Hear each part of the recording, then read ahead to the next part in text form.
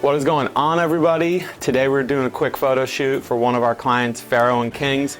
We're going to be using the A7RV in a bunch of different environments. So this is a hands-on review of this camera and how to put it through its paces.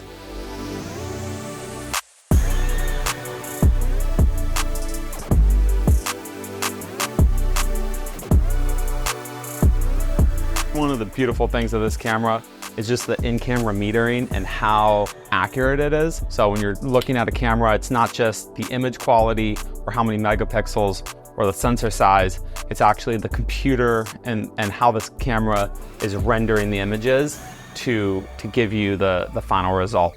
One of the beautiful things of the camera, it can still shoot 12 frames a second at 61 megapixels, which is kind of insane if you really think about it.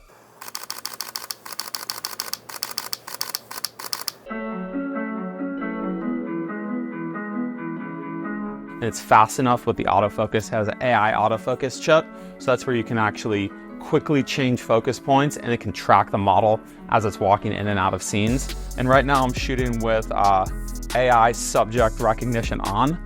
So the camera is actually recognizing that the model's in the scene, and you'll see it's actually focusing directly on the eye in every scenario, and that's what I want. I want the eye to be sharp. I'm shooting at a high f-stop, so the eye's sharp, but also the hat and everything's gonna be in focus.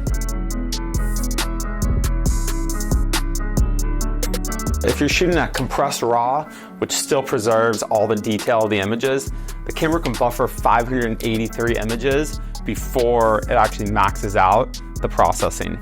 So that really comes down to what type of memory cards you're using. So I'm using Sony CF Express Type A. So those memory cards are going to increase the buffer speeds, and I'm using compressed RAW files just to have slightly smaller RAW file sizes, so it's not eating up as much storage in the camera or on my external memory card while I'm at home. And it still preserves that level of detail, but makes the camera just that much more efficient in terms of buffer and how much memory it's using. All right, we're gonna head outside and turn the studio shoot into a lifestyle shoot. We're gonna be walking around Southeast Portland here, and just gonna be going for a streetwear type vibe. So we're gonna be looking for brick walls, we're gonna be looking for dramatic shadows, just anything that kind of has that Pacific Northwest urban grit.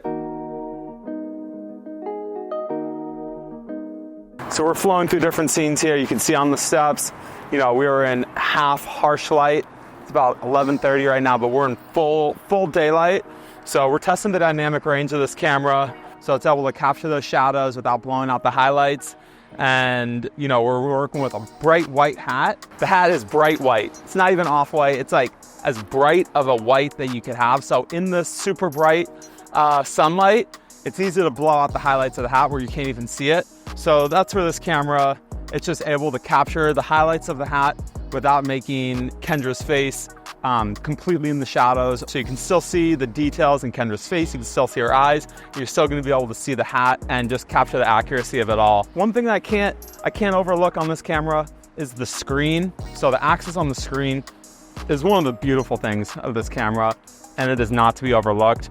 Ergonomics on the camera, in my opinion, are fantastic. And especially a year later of using the camera, you're really able to get into a flow of having the screen exactly where you need it, having all your function buttons exactly where you need it, and the camera just place all the buttons where you need it and when you need it.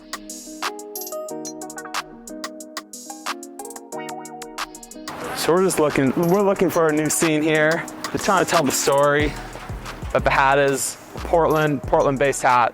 The brand's from Portland, so we're just looking for kind of that Portland Pacific Northwest grit here. So there's some different murals, some different street art, but we're in an industrial area here, so it all kind of just screams urban Portland here.